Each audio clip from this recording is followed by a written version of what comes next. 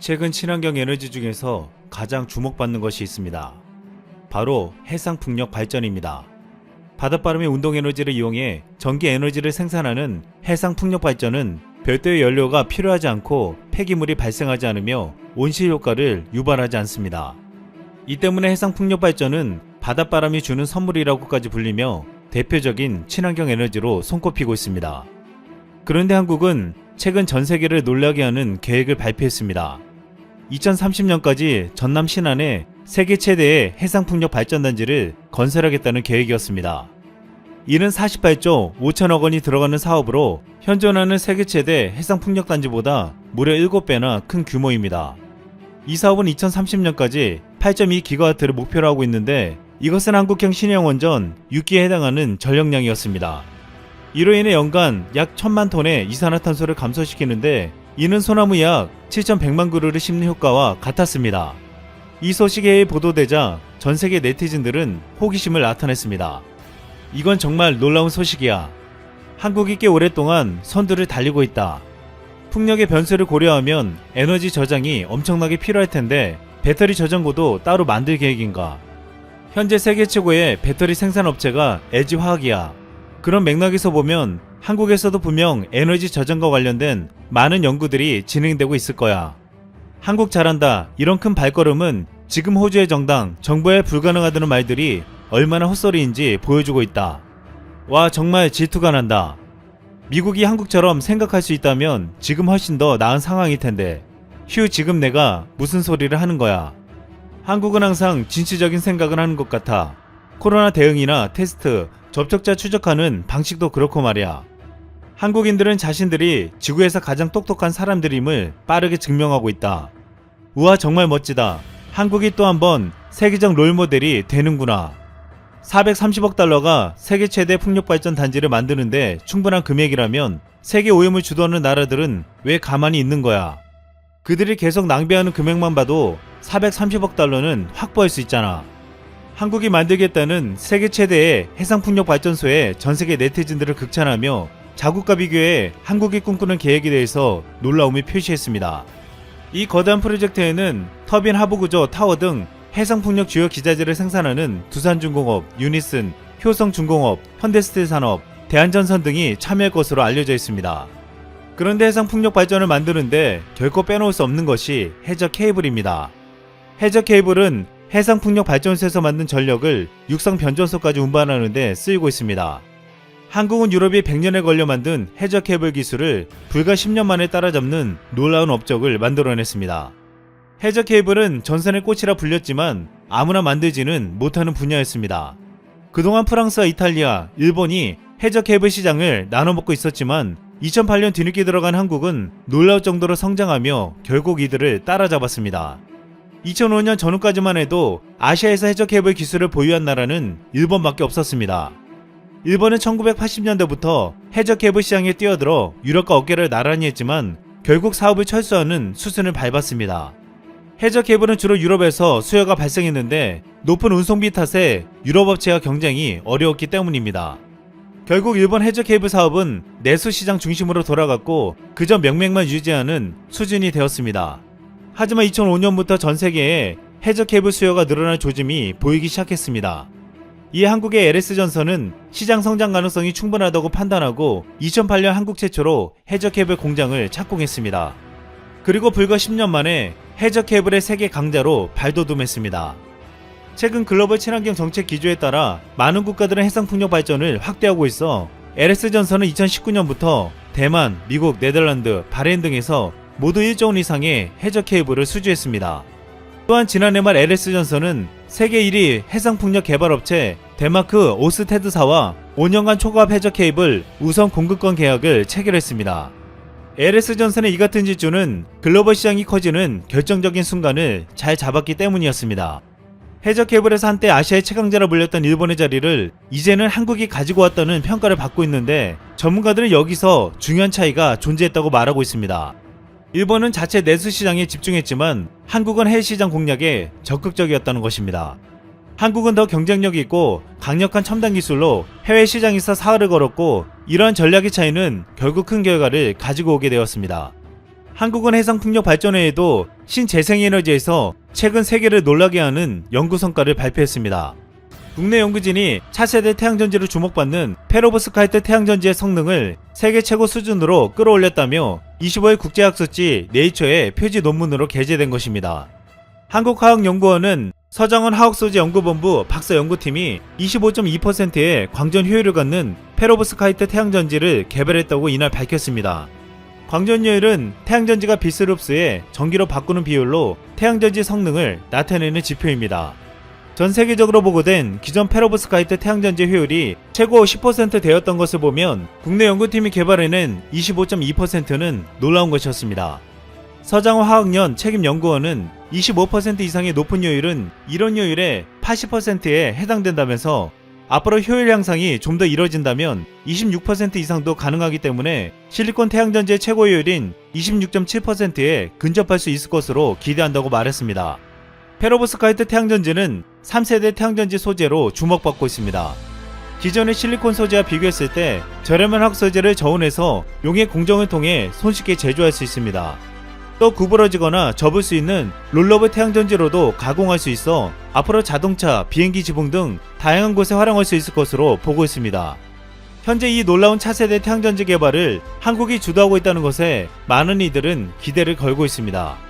한국은 이 같은 신재생에너지뿐만 아니라 최근 중동에 친환경 금을까지 수출한다고 해서 주목받고 있습니다. 한국은 최근 쿠웨이트 정부의 요청을 받아 생분해 그물과 관련된 정책과 기술을 공유하기로 했습니다. 한국의 생분해 그물은 나일론 그물과는 달리 바닷속에서 일정한 시간이 지나면 미생물에 의해 물과 이산화탄소로 자연 분해되기 때문에 유령어업으로 인한 수산자원 피해를 줄이고 해양오염을 방지하는 데 큰 효과가 있습니다. 한국의 이 그물 기술은 쿠웨이트의 유령어업 문제를 해결해줄 절호의 대책으로 여겨지고 있습니다. 유령어업은 잘 썩지 않는 나일론 등의 섬유로 만들어진 그물이 바닷속에서 유실된 뒤 물고기가 이에 걸리고 이를 먹으려던 다른 물고기들이 다시 걸려 죽게 되는 현상입니다. 이 유령어업 현상은 오랫동안 쿠웨이트에 고민이 되어 왔습니다.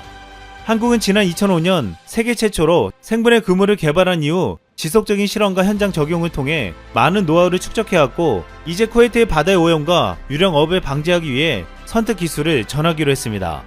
쿠웨이트 환경청 생태보전국장은 생분해 어구 개발 및 보급과 관련된 한국의 경험을 공유받아 쿠웨이트 어업 현장에 적용해 나갈 계획이라며 중동 지역의 쿠웨이트 문제에 관심을 갖고 협력해주는 한국의 감사한 마음을 전한다고 말했습니다. 한국은 이렇게 환경을 살리기 위해 미래의 신재생 에너지뿐만 아니라 다양한 분야에서 전 세계에 도움을 주며 선도해가고 있습니다. 이상 쓸망이었습니다. 대한민국에서 본격적으로 일본 보이콧이 일어난 이유는 일본의 경제 보복 때문입니다. 일본 정부가 한국 대법원의 판결에 대응해서 한국 경제를 망하게 할 작정으로 비밀 프로젝트로 경제 보복을 했기 때문입니다.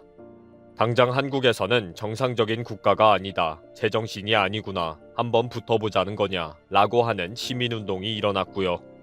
그러면서 도대체 저 섬나라는 무슨 생각을 하면서 살아가고 있는지 이해가 안 된다 라는 분노까지 쏟아졌습니다. 오늘은 섬나라 일본이 왜 저렇게까지 되었을까 하는 의문의 이해를 돕는 영상입니다.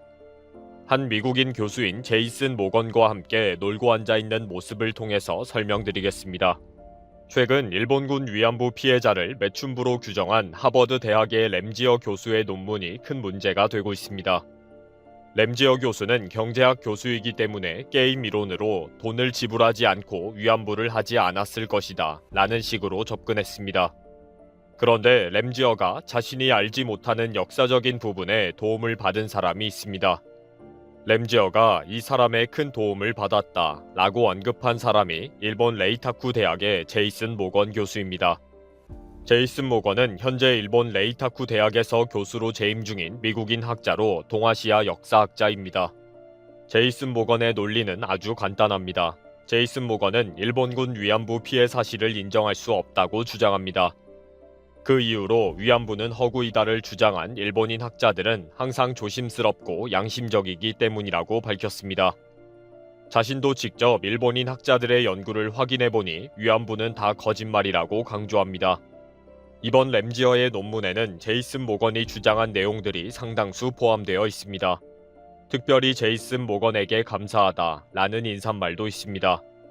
결국 램지어가 논문에서 인용한 역사 현안에 대한 사료 자료를 직접 찾아본 것이 아니라 제이슨 모건이 정리해서 보내준 것이 아닌가 보기도 합니다. 극단적으로는 아예 논문 초안을 써서 보내줬을지도 모른다는 추측이 나올 정도입니다. 제이슨 모건은 그동안 수많은 책을 출간했습니다. 책 제목이 미국은 왜 일본을 깔보는가, 일본국의 헌법은 일본인의 수치이다.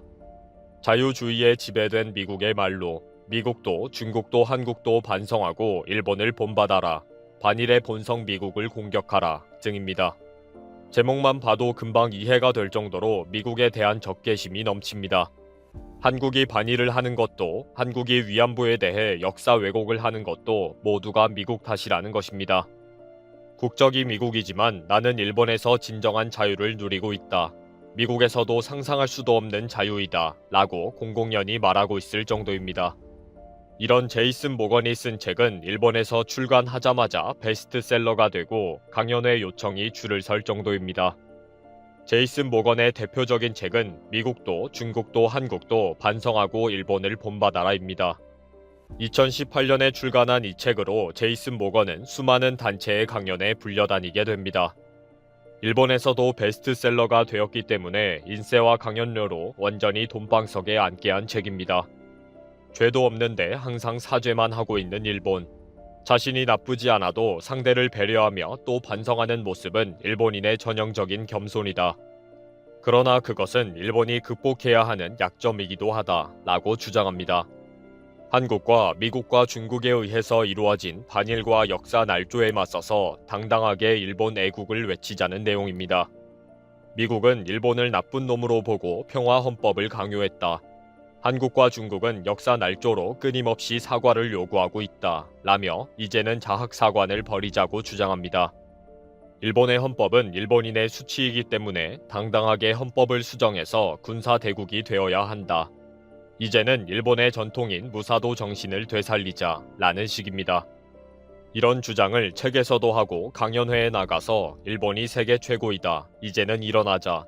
헌법을 수정하고 사무라이 정신으로 세계를 제패하자 라고 외치는 것입니다.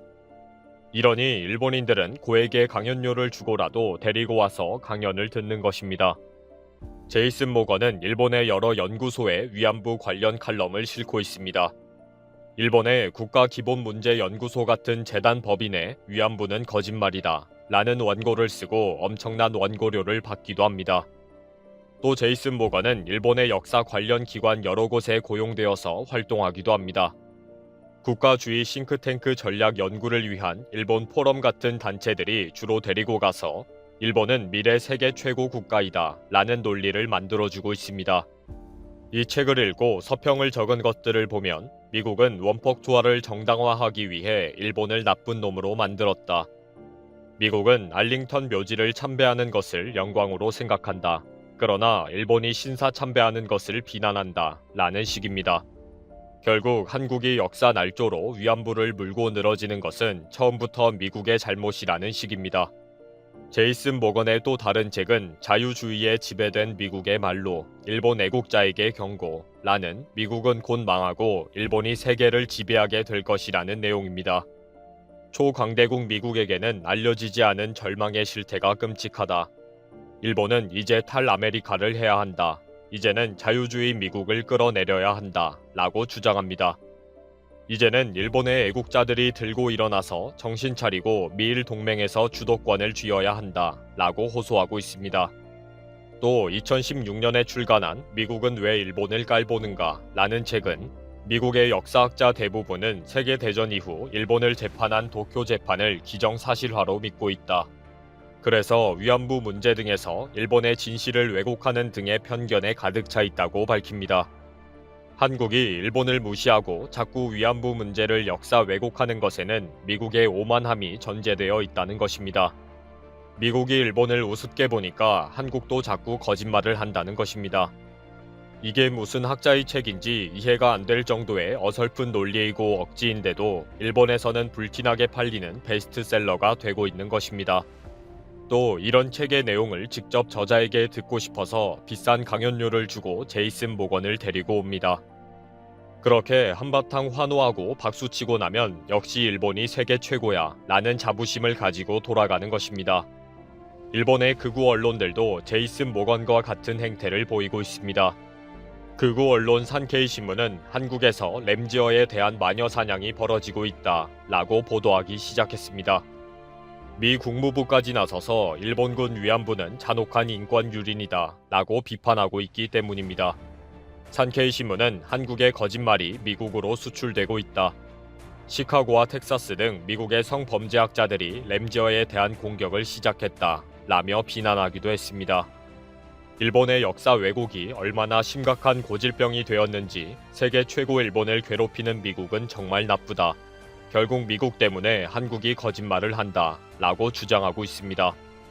모자란 미국이 한국의 거짓말에 속고 있다는 주장도 하고요.